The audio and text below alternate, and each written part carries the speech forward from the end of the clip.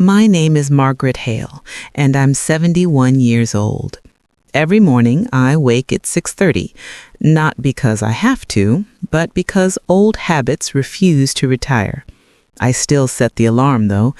The quiet hum of its buzz makes me feel like I have somewhere to be. I begin my day with oatmeal, a slice of banana, and one of those little white pills for blood pressure. The doctor says they're precautionary, but I don't entirely trust that word. Precautionary feels like a polite way of saying inevitable. The kettle whistles. I pour the tea, Earl Grey with milk. Always milk first, the way my mother taught me. The kitchen clock ticks softly. It's been doing that for 50 years, ever since Tom hung it above the sink. When it stops, the house feels too still, like the world has stepped outside and forgotten to come back in. Tom's been gone 7 years now. 7. A number that sounds like a small eternity, and yet feels like yesterday. I still find his handwriting on old envelopes, his tools in the garage, his smell in the corduroy jacket hanging by the door. Sometimes I talk to him, not out loud, not anymore, but in the quiet way widows do, half in memory, half in faith. This morning, though, something broke my rhythm. A letter. It wasn't one of those printed envelopes with a company logo or a special offer for valued customers. It was cream-colored, handwritten, addressed to me, Mrs. Margaret Hale. The handwriting was neat, but unfamiliar. Inside was a single sheet of paper and a small photograph. A black and white picture of a young woman in front of a seaside motel, dated August 1969. The woman looked uncannily like me. The letter said only this: Mrs. Hale, there are things about your husband's summer in Clearwater you deserve to know. Please call me E. Rivers. Number enclosed. My hands trembled. Clearwater. That was the summer Tom disappeared for a few weeks before we were married, claiming he'd gone to help his cousin with a house project. I never questioned it. That was 1969. We were young and busy being in love. I stared at the letter for a long time. The air felt heavier, as though the house itself were holding its breath. By afternoon, curiosity had replaced fear. I dialed the number. A man answered. His voice was calm, steady, younger than I expected. Mrs. Hale? Yes, I received your letter. There was a pause. Thank you for calling.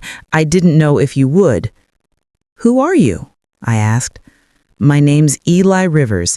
I think I might have known your husband a long time ago. My heart gave a slow, uneasy thud. What is this about? I don't want to talk about it on the phone, he said gently. It's nothing bad, I promise. Just complicated. I'd like to show you something. Would you be willing to meet? Every instinct in me said no. But then again, what did I have to lose? My life had been quiet for so long, steady, predictable, almost invisible. Maybe too invisible. We agreed to meet the next morning at the Willow Street Diner, the one that still had jukeboxes at every booth and smelled faintly of burnt coffee and syrup. I arrived early, as I always do, sitting near the window where the morning sun could find me. When he walked in, I recognized him immediately from his voice, tall, broad-shouldered, probably late 30s, with that unhurried presence that made people comfortable around him. He smiled as he approached. Mrs. Hale? Yes, I said, standing. You're Eli. That's me. We ordered coffee, his black, mine with cream, and sat quietly for a moment, both unsure of how to begin. Finally, he reached into his bag and took out a worn leather folder. Inside were several old photographs, the same seaside motel, the same year, and in one of them, there was Tom, younger, smiling, with his arm around a woman I didn't recognize. He said, "I found these in my grandmother's attic. Her name was Eleanor Rivers. She ran a small art gallery near Clearwater. She passed a few months ago, and I've been sorting through her things. When I saw your husband's name written on the back of one of the photos, I thought maybe you'd want to know." I took the picture, staring at the inscription. Tom Hale, summer guest, Clearwater, 1969. He looked at me gently. "I hope I didn't upset you." I took a breath. "You didn't. I never knew he'd been near Clearwater. He said he was in Tallahassee that summer." He nodded slowly. "That makes sense. My grandma used to talk about a kind man who helped her set up her gallery after a flood ruined part of the building. She said he stayed for a few weeks, helped her paint walls, repair shelves, even taught her how to use a camera. She never mentioned his name, just called him Tom from the Storm." "Tom from the Storm," I whispered. "He kept the photos," Eli continued, "said they reminded her that good people show up when you least expect them." I smiled faintly. "That sounds like him." He watched me carefully. "You said he was your husband?" "Yes, for 48 years. He nodded with quiet respect. "Then I guess I just wanted you to know he did something kind that summer, something that helped my grandmother keep her dream alive. I thought maybe that mattered." It did, more than I could say. We sat for a while longer, talking about Florida summers, the smell of wet paint, the way time erases and reveals in equal measure. I found myself laughing, even sharing stories about Tom that I hadn't told in years. Eli had that rare quality. He listened without trying to fix anything, just like Tom once did. When we finally stood to leave, he said, "Would you like to stop by sometime? I could bring the rest of the photos if you'd like to see them."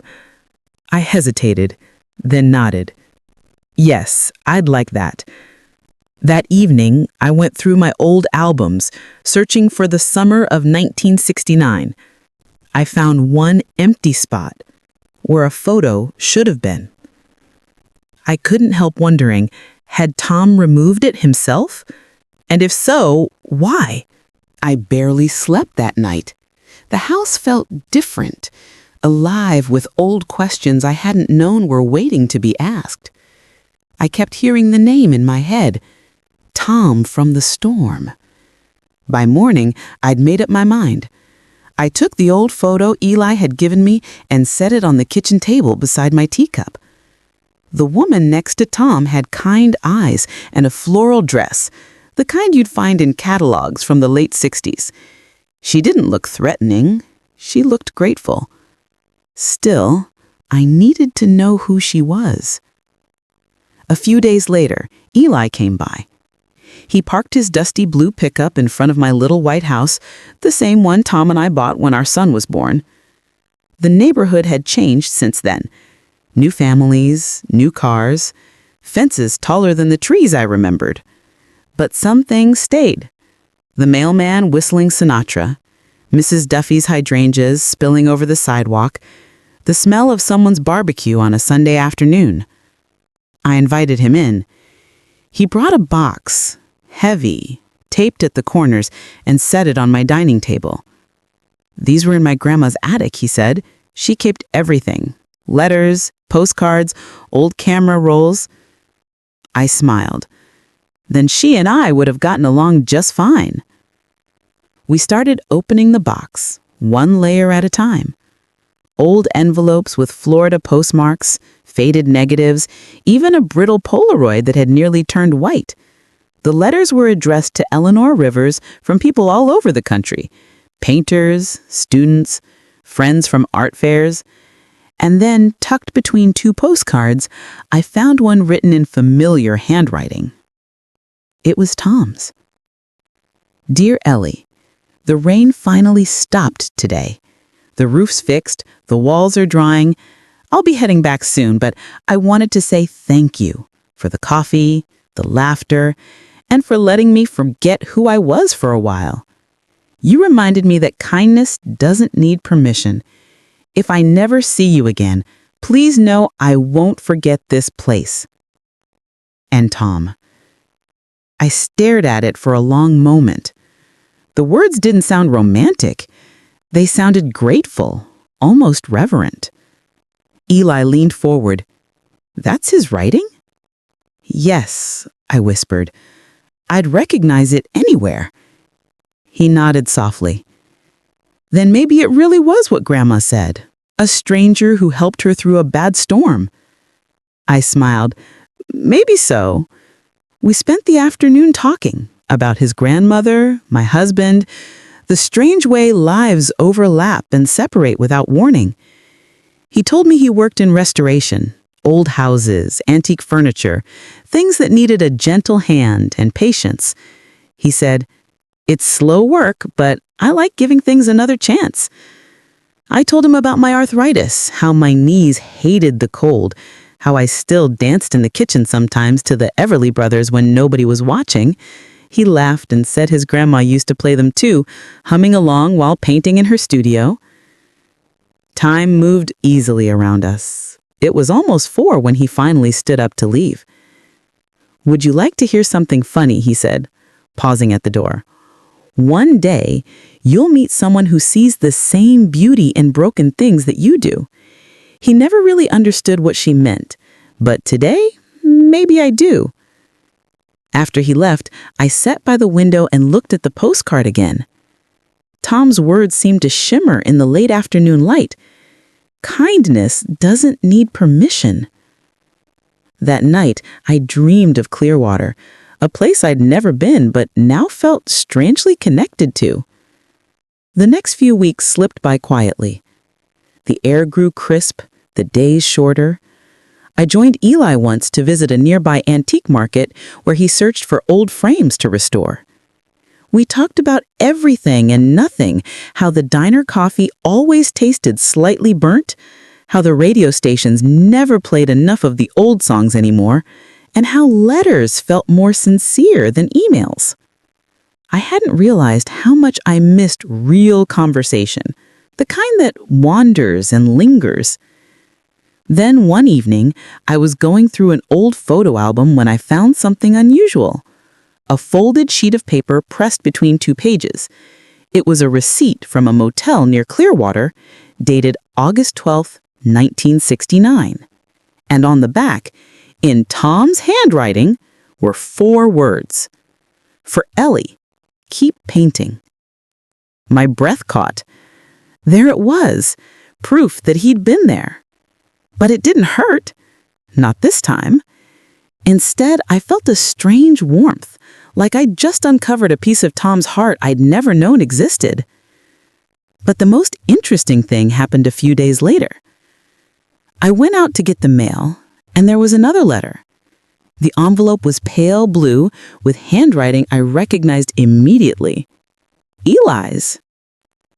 Inside was a note and a small photograph.